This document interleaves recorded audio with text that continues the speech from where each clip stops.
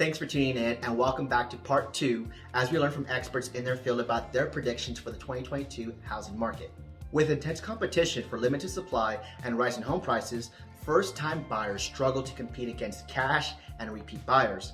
The share of first-time home buyers fell to an average of 30% in 10 months of 2021, down from 33% in 2020, according to a survey of Realtors. Affordability took a hit in 2021 as the increase in home prices outpaced wage gains, with the average weekly wage just 4.6% year over year. The National Association of Realtors 2021 profile of home buyers and sellers reported that the annual share of first-time buyers during July 2020 through June 2021 was 34%.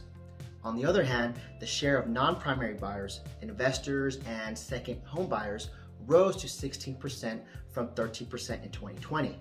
The share of all cash sales also rose to 23% from 18% in 2020, as investor and vacation buyers tend to make all cash purchases compared to first-time home buyers. Home prices held firm as struggling homeowners were able to seek forbearance. As of October 31st, only 2 million homeowners were in forbearance plans, according to Mortgage Bankers Association data. Among buyers who exited forbearance, less than 10% of those who exited forbearance did so by selling their home or paying off the loan through a deed in lieu or short sale. Remember, a deed in lieu is giving your title to the home back to the lender and saving yourself from foreclosure. The term short sale in real estate refers to a sale that takes place when a financially distressed homeowner sells their property for less than the amount due on the mortgage. Most lenders would prefer a short sale to a foreclosure process because it allows them to recoup as much of the original loan as possible without a costly legal process. To put this into perspective, sales of distressed properties, so foreclosed or short sales, made up just 1% of existing home sales. Let me repeat. Of these distressed homeowners affected by the pandemic who weren't able to continue paying their mortgage, just 1% of them made up these home sales. During 2009-2010, or the Great Recession, 35% of home sales were of distressed properties. So people comparing our current situation to the 2009-10 fiasco, just tell them they are not the same now, and now you know why.